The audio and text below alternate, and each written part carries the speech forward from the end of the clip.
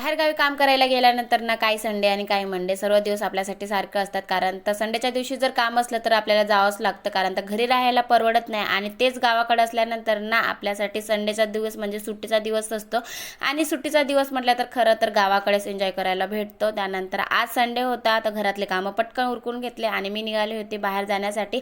आता आज ना मला चर्चमध्ये जायचं होतं, म्हणून चर्च वगैरे करून आम्ही मार्केटमध्ये गेलेलो होतो. संध्याकाळच्या वेळेला रितूला आईस्क्रीम खायची होती, म्हणून रितूला आईस्क्रीम घेऊन दिली. त्यानंतर ना मला खायची होती पाणीपुरी. आता बाहेर आलं आणि काही नाही खाल्लं असं तर होणारच नाही. मस्त अशी पाणीपुरी एन्जॉय केली होती. रितूला पण खाऊ घातलेलं होतं. मार्केटमध्ये खूप जास्त गर्दी होती, आज संडे होतं त्यामुळं. त्यानंतर मग मस्त अशी भाजल्या मासऱ्या घेतल्या होत्या. आता कुणाकुणाकडे हे मासऱ्या भेटतात मला नक्की कमेंट करून सांगा.